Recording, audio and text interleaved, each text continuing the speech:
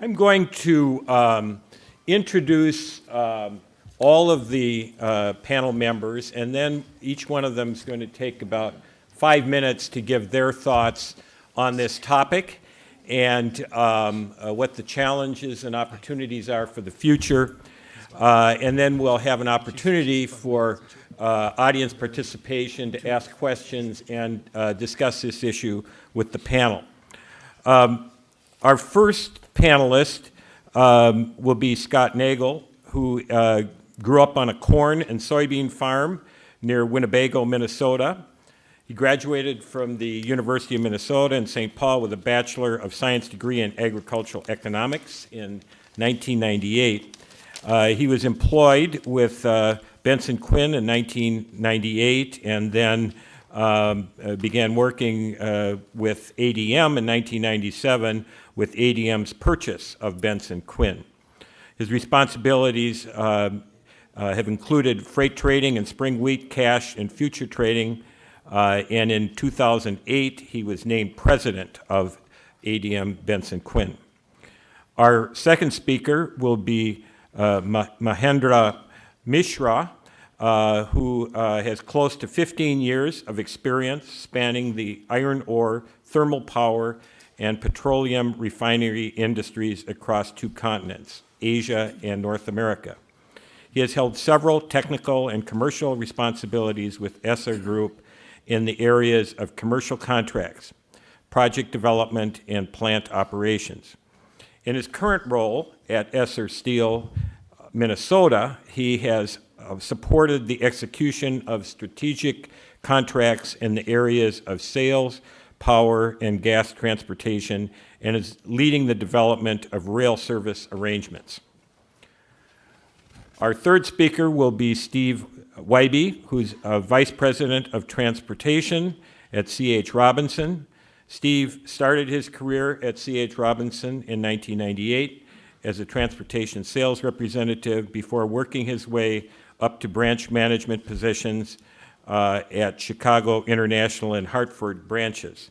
He also served as the Director of Business Development before becoming a Vice President in January 2003.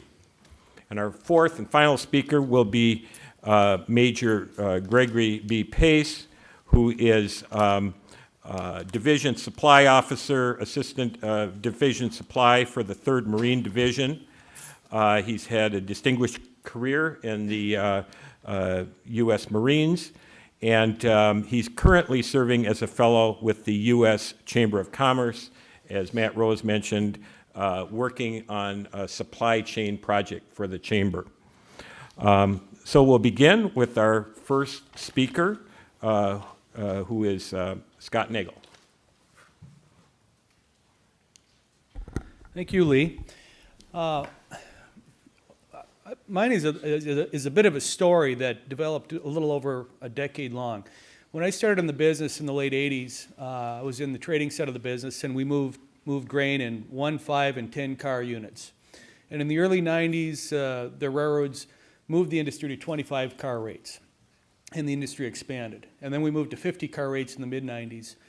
And then in the mid to late 90s, we moved to 110 car shuttles, power on, 4-day trips to the P&W from Minnesota.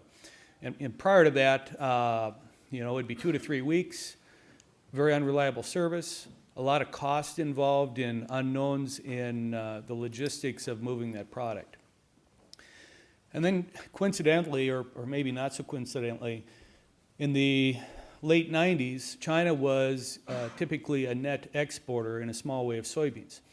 And things started to change where they became a net importer. And I remember USDA at the time on their 10-year projections stated China would be a 10 million ton importer of soybeans by 2010.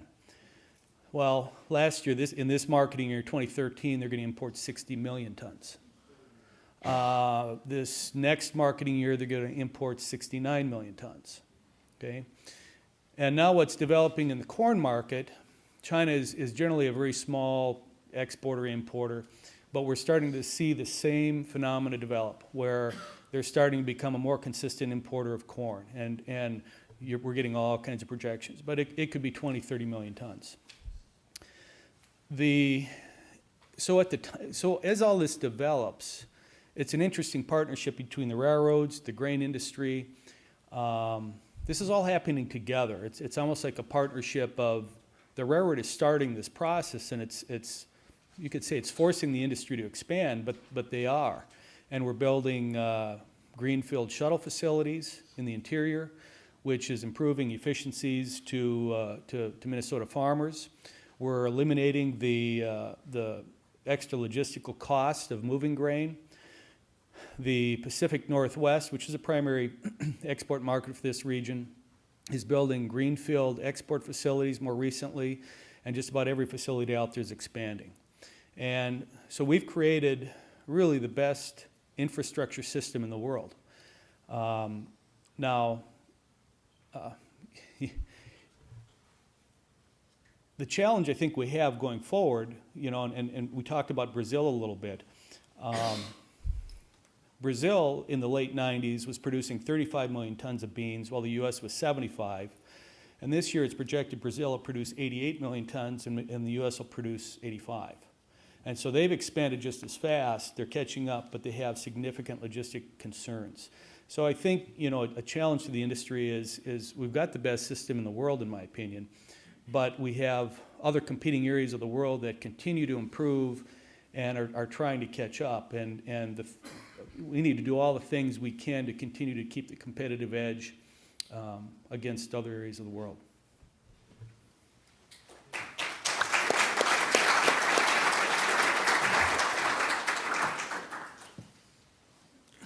Mahendra, Mishra.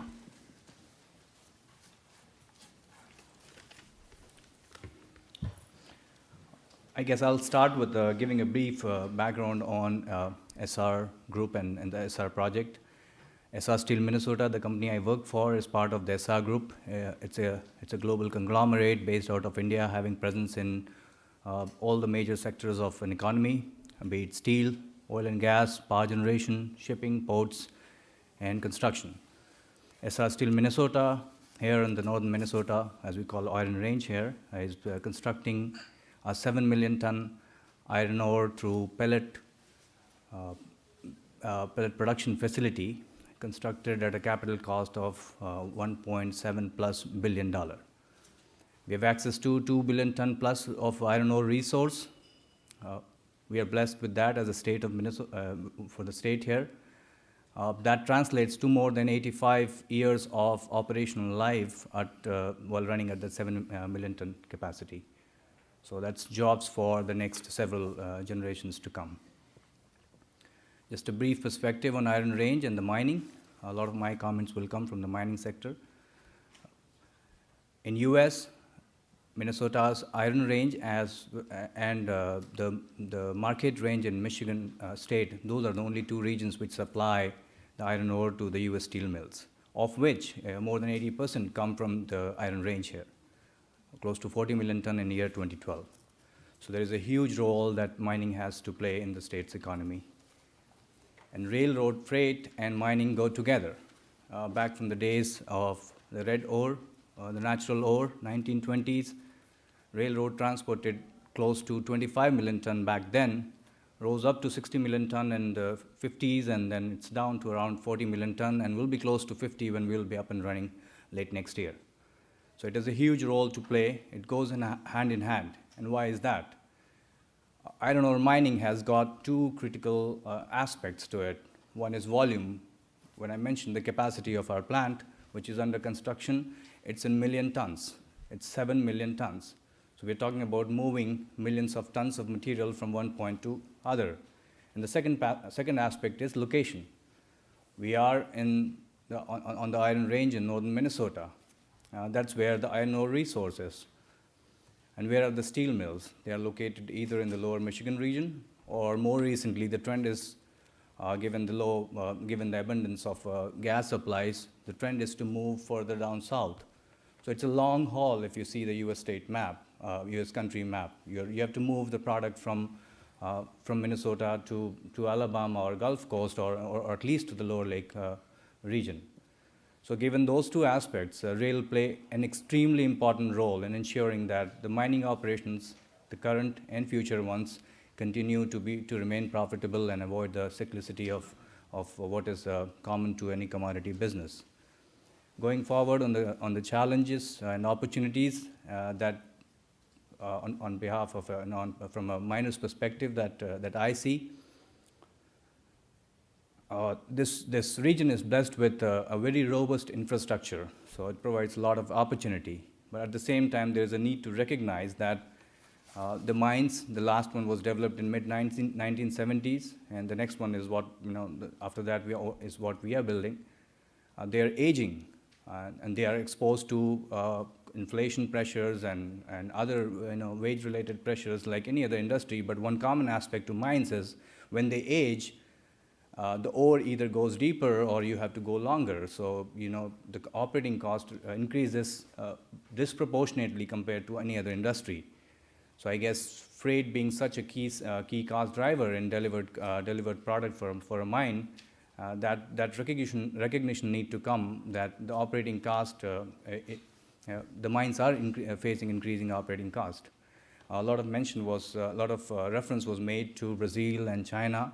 So this is a global economy, and we started with 25 million ton. As for Minnesota State, we are still at 40 million ton. Whereas if you look, the global iron ore capacity, it was 1.2 billion in 2007, and it's going to be around 1.7 billion ton of 62% equivalent. That's the technical term in 2014 next year. So that's a 400 million ton increase compared to our relatively stagnant picture. So we are competing in that environment where others are expanding really rapidly compared to our situation here. So that's the pressure that mining companies are facing. So there's a need for key stakeholders such as freight providers or utilities to be cost competitive, recognizing this is a global world, be nimble to respond to cyclicity of a commodity world. And then thirdly, and most importantly, bridge the disconnect that we as a mining company face when we see the price of our product being set up by a free market supply demand pressure of, say, China and on the demand side mostly, and Australia and Brazil on the supply side. So our revenues are determined at that level, and yet most of our cost structure here is influenced by indexes and factors and variables which are nowhere related to those factors, the global factors. So there's a huge disconnect that we see in the mining sector operations, and there needs to be some recognition to that, and I guess that's a challenge, and there lies the opportunity to work together collaboratively to find solutions to that. Again, we have a very, very robust infrastructure set up in the state. We are blessed with that, unlike Brazil, unlike Australia, or even in Canada. We are not looking at billions of dollars of new investment in rail to attract new investments such as ours to come and set up a facility here. The setup, the tracks, the ports, etc. It's all there. So there's strong opportunity there. When we compare the export cost, we've evaluated, worked with BNSF, worked with other rail carriers. We see that we are facing a 3 times cost of moving our product to an export port compared to what, say, an Australia or Chinese or a Brazilian miners has to face. So that's the kind of economy we are looking at. That's the kind of competition we, as a Minnesota-based iron ore miner, facing at. And those are the challenges, and yet those are the very opportunity that we are looking at. We don't want another announcement by a steel maker who spent 2 years in putting a business plan together to evaluate setting up a DRI-based iron making in near Gulf Coast, to announce that the delivered cost of raw product was very high, so they are shelling that plan. We don't want a steel mill in Gulf Coast to procure their inputs from as far as Europe when someone within the state of Minnesota is ready to supply them those products. So those are the area of opportunity that we as a miner feel that we can work upon. Again, looking at the slides, that the interim finding that was put up by Professor Lee and Tom looks very in line with what internally we have assessed and analyzed. Along with intermodal, we do a lot of import of construction goods through likes of C.H. Robinson and Quinn and Nagel, and so that's a very important element, and so is short line. That we are connected and thankful to the state and thankful to Congressman and the Senator for having state grants put up for the project so that the short line and the 13 miles of new roads can be connected to the main line. Thank you.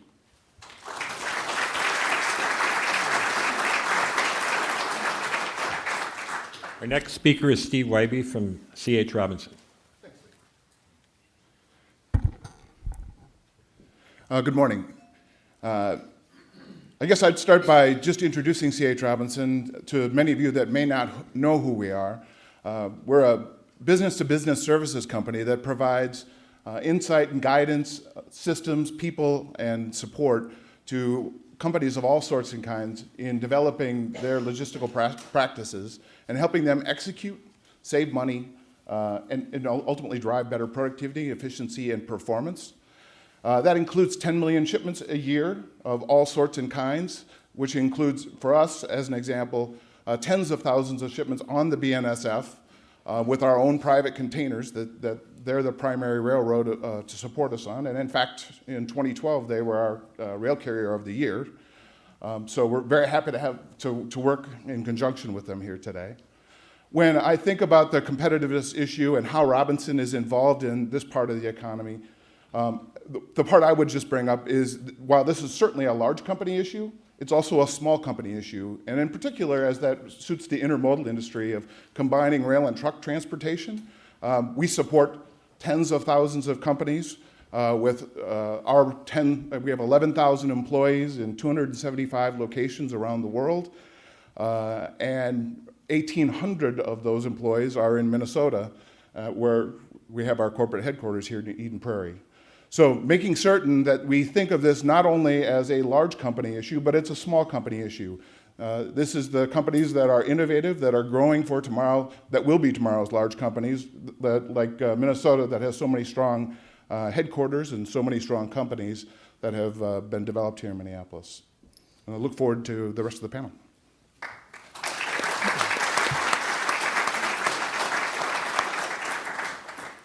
Finally, Major Pace.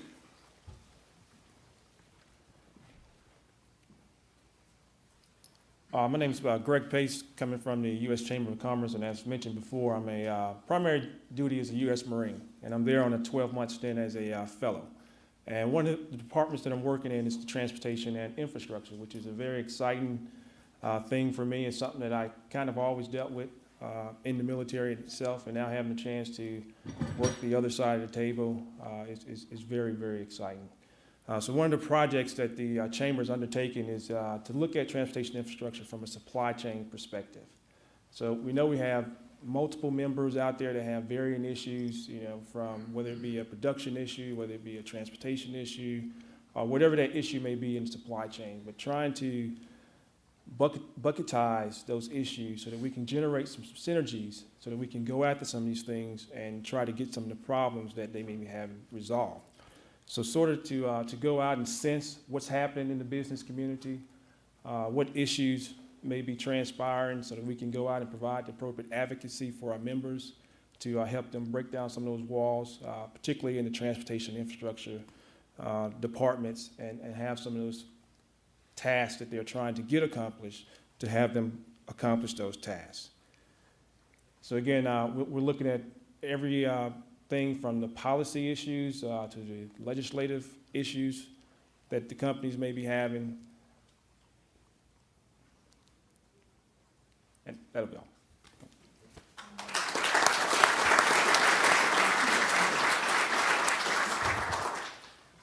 Thank you. We're going to open it up for questions. Do we have mics up there ready to go? So when we do that, I want people to, if you could introduce yourself and what organization you're from for the question. Let me begin with a question. When I was interviewed by a reporter yesterday, they asked, why are we focusing on this issue now?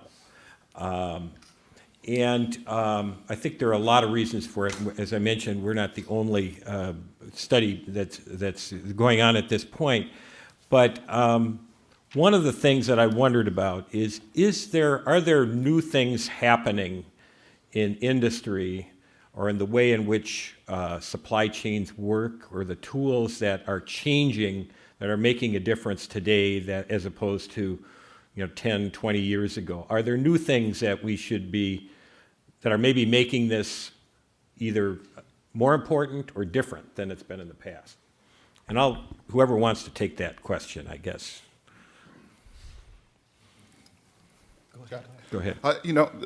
I'd be happy to address that a little bit.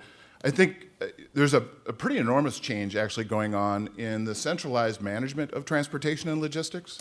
Companies are taking more active participation in watching every node of their supply chain, and frankly, the technology and visibility that is enabled, real-time visibility of inventory in transportation and movement is allowing a lot more alternatives to hand freight off from mode to mode and to integrate those modes in a more productive fashion, which allows us to reduce inventories. And so I think pieces like this really come into to the idea that the modes and services need to work more effectively together. The piece I'll say is I think our business in handling bulk commodities was very transformational with the movement to 110-car shipping units. So I see very small refinements today.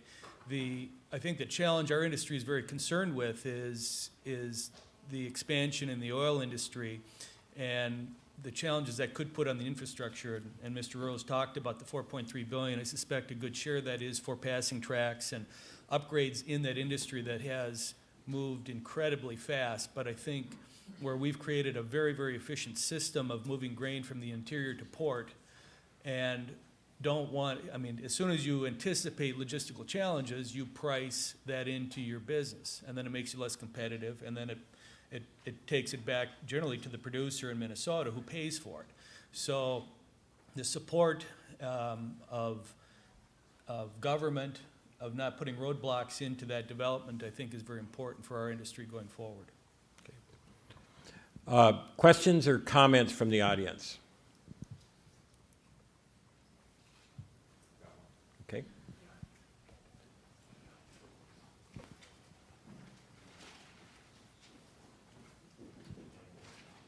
So American business, all of you, at least the three of the companies, are so tied to the ability for efficient infrastructure.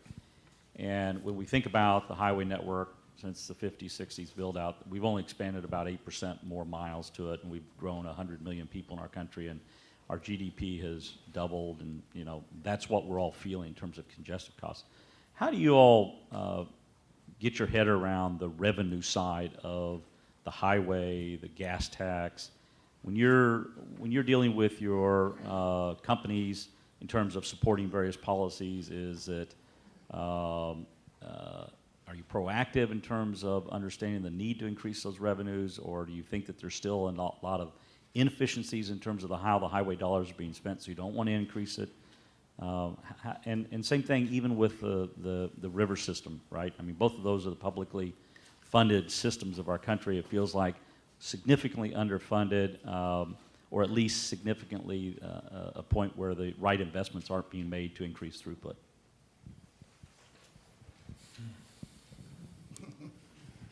That's a good one.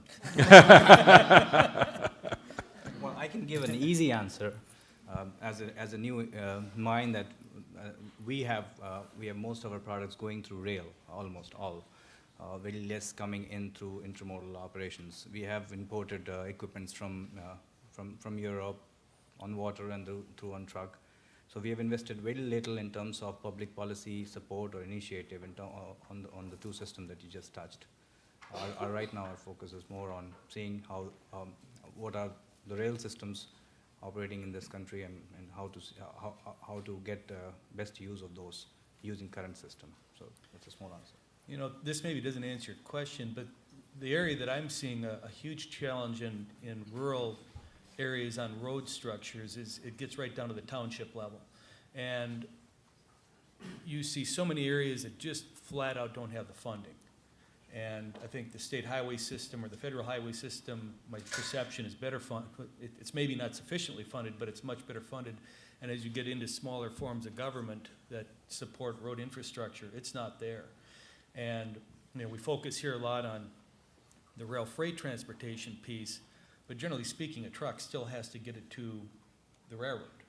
And I think that's the part that we're probably missing, and it's just not getting the visibility to find where you get the financial support for those dollars, for those road improvements. And that part of our infrastructure is really poor. Mr. Oberstar. All four of you have made very individually different and interesting comments as well as insights into the issue of today. But from Mr. Nagel, ADM, logistics problems are priced into the product.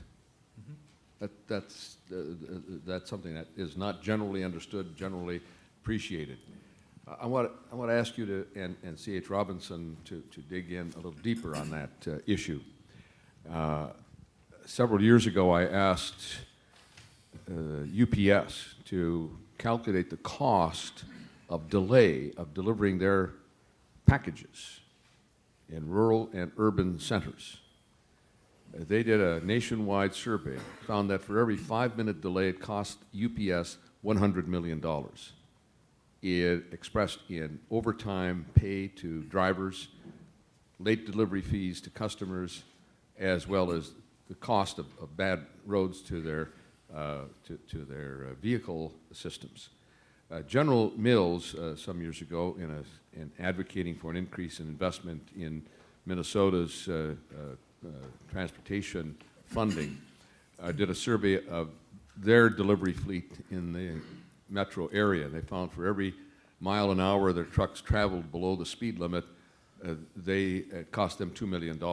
Similarly, overtime charges, fees, late delivery fees, and so on. What are your experiences translated down into that level of logistics cost?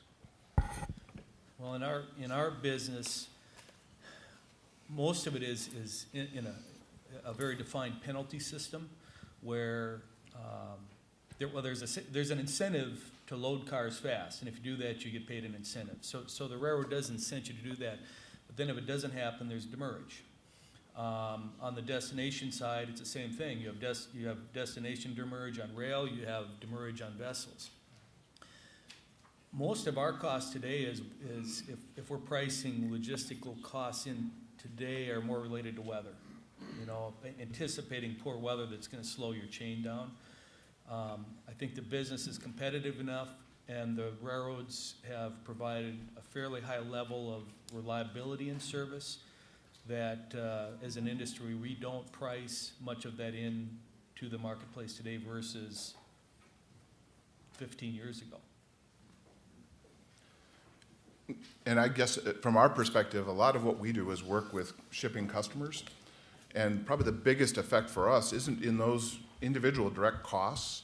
It's in the lack of predictability in inventory arrival, which ends up actually leading to higher inventory costs, additional storage and management of product, extra touches that add extra labor cost. In addition to the fact that then you have obsolete inventory that ends up being waste, and frankly, just less confidence overall from your individual product. So you as an individual shipper, your brand is tied to your performance, your availability. It's a very demanding retail world today. If you're not at the right place at the right time, it could be not just one lost sale, but many. Please introduce yourself, please. Good morning. Philip Qualley with United Transportation Union, the men and women who run the railroads in the United States and Minnesota, and proud partner with the Burlington Northern Santa Fe, and thank you for hosting this event this morning. My question becomes, at a university where ideas may take root and germinate, has anyone taken a look at a regional application of road railer or railmate services? Now, those are trademarked services. I think most people are familiar with what they are, where we elevate a trailer just off the rail surface and can line up however many trailers behind a locomotive. My thought is for the rail industry to, of course, always be profitable, but try to recapture some of the business we've lost to trucking. A example is, at this time, another Class 1 carrier is bringing in road railer service to the Twin Cities market every morning on time, competing for 96 to 105-hour freight, not real lucrative stuff. But on the other hand, what would it look like for the state of Minnesota that is geographically located where we have close proximity of cities, breadbasket, and particularly compared to west of the Missouri River, where we would try to compete for overnight freight, dock to dock, 10 to 15 to 16-hour deliveries, where we line up trains on regional corridors. Yes, we have to take a look at lost jobs, but if you have an outstate hub and spoke distribution system, we know where the trailers are going, we may have better truck drivers' jobs delivering them shorter haul. What does it look like if we hook up a train with 90 trailers and perhaps ran from Minneapolis to Fargo or Jamestown out to the Valley City area, where we were able to slice off blocks of cars at major hubs like St. Cloud and Staples and into Fargo? Yes, we have to run in between intermodal coast-to-coast service. Yes, we have to stay out of the way of our on-time unit trains for other commodities. But I just wonder if this is a discussion that is being held for competing for a regional application. And yes, there may have to be assistance from the state and a vision of reducing road wear, and where the return is for less road wear pavement by shifting what was our business back to getting that business back again and giving you better supply side estimation when you know that you can deliver from the Twin Cities area or Chicago area on time into our secondary cities. Just a thought. Thank you. We're very definitely interested in that question. And what I'd like to do is ask the panel, are there, maybe in a broader way, either the specifics that you talked about, or are there things that could be done to increase the use of rail in Minnesota relative to truck, and perhaps provide better tie-ins, the exporting that we're trying to accomplish here? I know we haven't done a lot of studies on road railers and their application, but certainly what we have seen in other markets where logistics parks have been developed, in fact, there's a new one opening in Kansas City here in just a few weeks, a really effective system of integrating road and rail together, combined with the investments that have been made in things like automated gate systems that really speed that integration of those two modes, we found that to be particularly effective. And when you have good highway systems that are planned as predictable ties to the railroads and the predictable service that the rails have been providing, that combination is pretty powerful in terms of also bringing together the rest of the talents of the logistics industry close to logistics parks that really facilitate good centers of excellence. And I think that there's a big opportunity for Minnesota there. Thank you.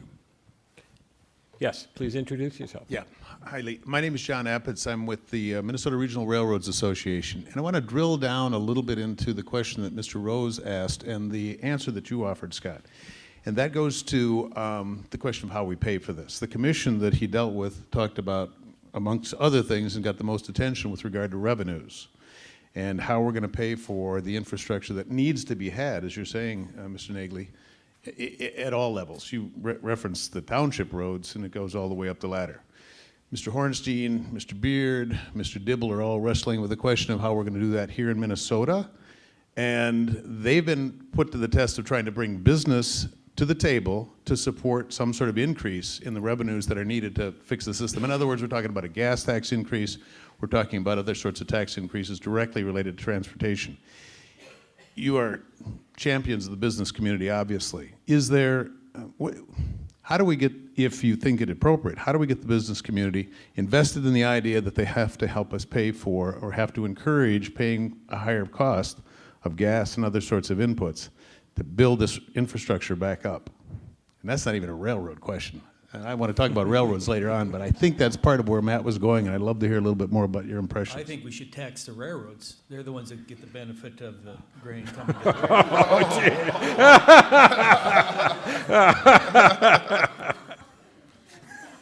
I mean, I can't answer that. That's a difficult question. You know, it's always hard for industry to raise their hand and say, boy, I want to pay more. You know, it usually is mandated in some fashion. You know, I'm not going to pick on producers or farmers. They're the ones that need to get the grain from the field to the elevator, from the farm to the elevator. It kind of goes back to the whole purpose of the study is what is the total impact, you know, and in my business of the egg sector in Minnesota.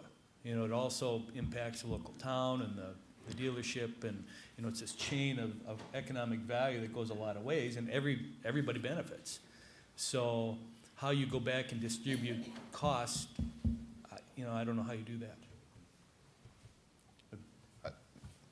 I'd just go back to Senator Klobuchar's approach to this. Reasonable people can come to reasonable solutions if they're motivated. And when it comes right down to it, we're certainly not experts in the appropriate method of funding, and we're not experts in the exact allocation. But what we can say is the consistency of policy, so that it's predictable, so that private companies know where they need to invest, and they can understand and plan for where the government is both going to invest and where they're going to tax. That clarity is critical.